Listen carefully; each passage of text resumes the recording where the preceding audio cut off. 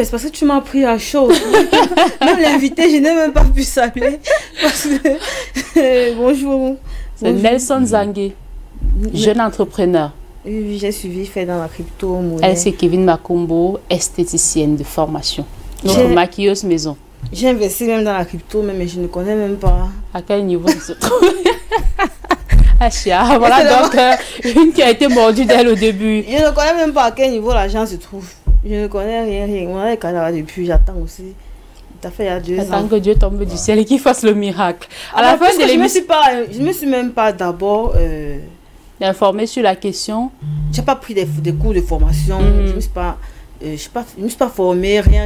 J'ai juste, on m'a parlé de ça et puis on s'est regroupé. Bon, les encadreurs, ils en savaient déjà beaucoup de choses et tout ça.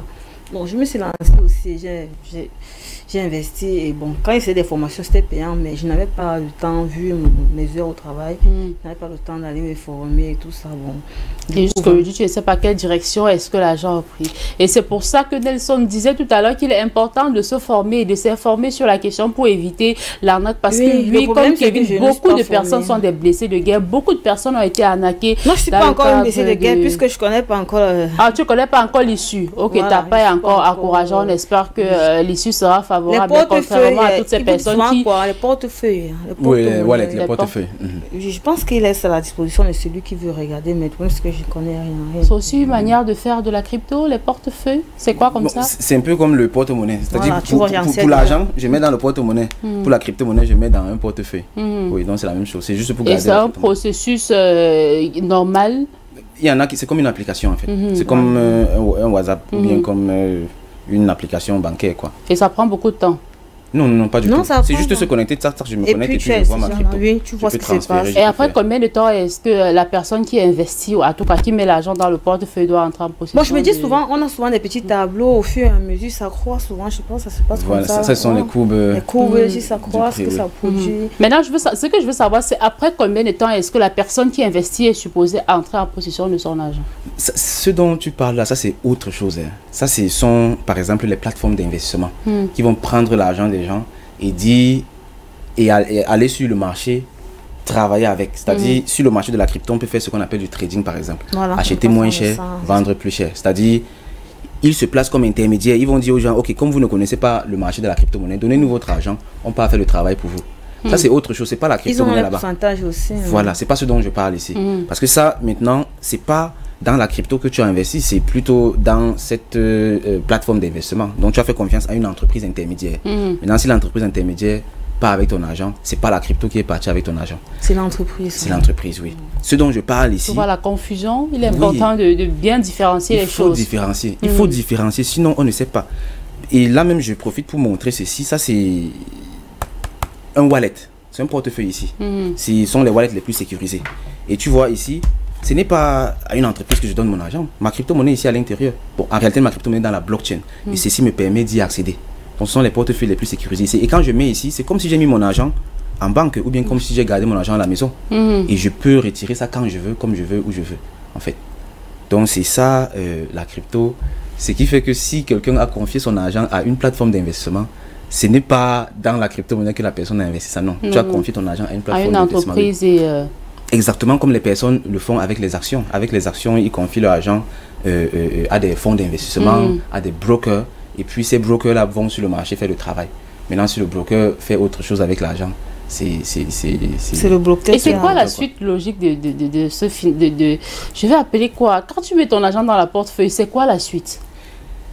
Bon, moi je me dis souvent... Bon, toi, ce qu'on t'a dit.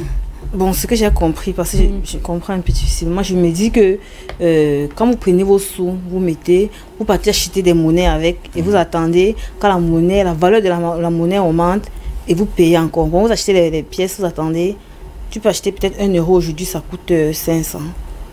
Peut-être d'ici 3 mois. Un matin, tu te lèves, tu comprends que la valeur a augmenté. Ouais. C'est ça? Ça, c'est l'aspect spéculation de la crypto-monnaie, par exemple. Ça, c'est ce qu'on appelle le trading, là.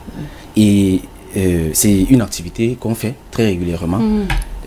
Acheter moins cher, vendre plus cher. Ça, c'est l'une des façons de se faire de l'argent avec la crypto-monnaie et la blockchain. Oui. Donc, avec ça, justement, j'achète une monnaie, ça prend la valeur, je revends et je retire le bénéfice. C'est le bayam salam, c'est le commerce. Donc, quand on dit trading, là, le trading, Ceux qui parlent anglais comprennent très facilement parce que trading signifie commerce. Donc acheter moins cher, vendre plus cher, oui.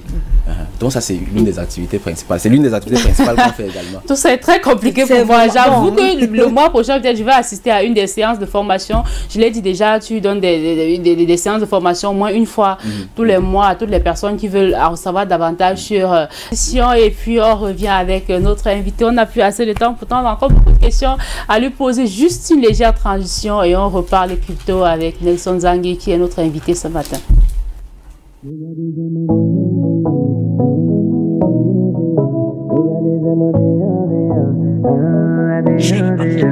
Le beat il est charmé, ouais c'est pour ça qu'on va poser pour s'enjailler.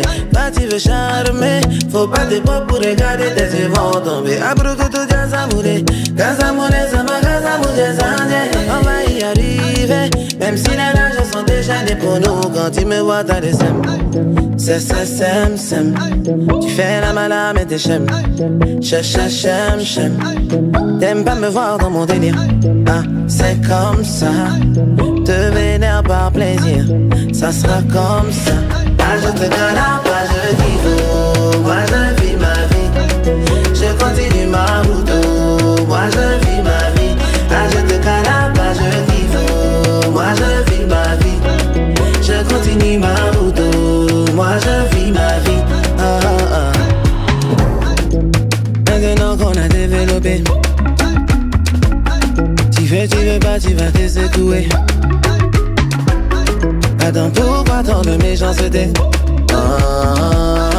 Moi je ne veux que vous faire danser. J'ai décidé de ne vivre que pour moi, c'est pas compliqué.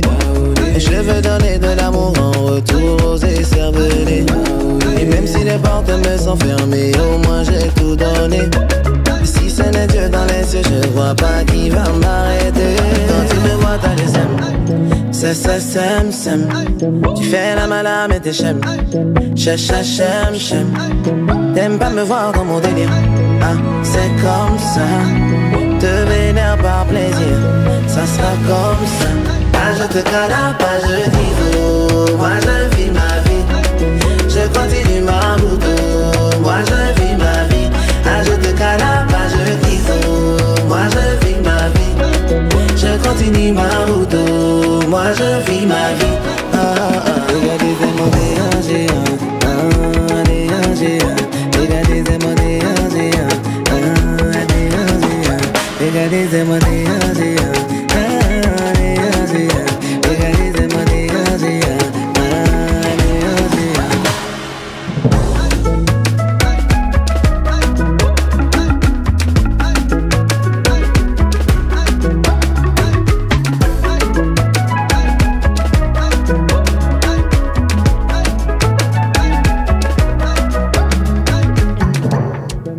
Voilà, c'est José, la belle ivoirienne qui a récemment été sacrée meilleure artiste féminine en Côte d'Ivoire et qui, en ce moment, depuis au moins une semaine, elle fait la pluie et le beau temps sur les réseaux sociaux parce que voilà, elle a décidé de quitter les réseaux sociaux momentanément pour se consacrer à ce qu'elle qualifie de plus important pour s'occuper de ses enfants. Vous le savez, ce n'est plus un secret pour personne, c'est la campagne désormais de l'ex-international ivoirien Séré Dié.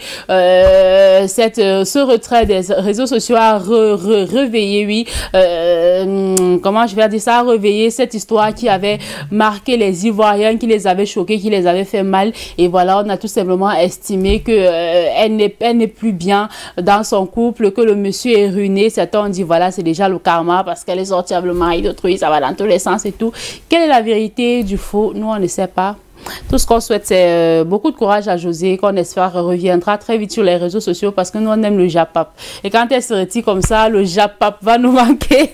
Alors, ce matin, on parle crypto-monnaie, mesdames, messieurs, avec notre invité, Nelson Zangé, jeune entrepreneur qui, après avoir fait un tour du côté de l'Occident, après plusieurs années du côté de l'Europe, a décidé de revenir ici au Cameroun, parler crypto-monnaie avec les jeunes Camerounais, en tout cas intéresser les Africains sur la question de la révolution de la finance, ce qu'on qualifie aujourd'hui de révolution de la finance. Alors Nelson, j'ai envie de savoir, en se formant à la crypto-monnaie, est-ce qu'il y a des débouchés? Oui, absolument, absolument. Comme je l'ai mentionné tout à l'heure, la crypto-monnaie, la blockchain, c'est une révolution. C'est une révolution, ce qui fait que je vais prendre le parallèle pour qu'on comprenne beaucoup mieux. Avant Internet, c'est-à-dire quand Internet n'était pas encore là, pour aller à la banque par exemple, il fallait se lever, marcher à pied, aller à la banque. La dame là ouvrait le gros cahier, le livre des comptes, elle écrivait, tac, tac, tac, tac, on fermait et je rentrais. Pour aller à l'école, il fallait se lever, marcher, partir à l'école physiquement. Ça, c'était avant Internet. Et puis, Internet est arrivé en tant que révolution. Et a tout changé ça. Internet a dit, vous n'êtes plus obligé de marcher ou bien d'aller physiquement pour faire tout ce que vous voulez faire. Vous pouvez le faire tout simplement en ligne. Et à partir de là, on a commencé à voir les écoles en ligne. Aujourd'hui, je peux être au Cameroun et puis j'étudie partout dans le monde grâce à l'éducation en ligne. Aujourd'hui, pour avoir accès aux banques, tac, tac, c'est dans le téléphone avec les comptes bancaires. Pour faire du commerce, il y a le e-commerce, c'est en ligne. Donc, Internet est donc venu révolutionner le monde. Et tous les corps de métier qu'on trouvait dans le monde classique avant Internet, on les retrouve également dans le monde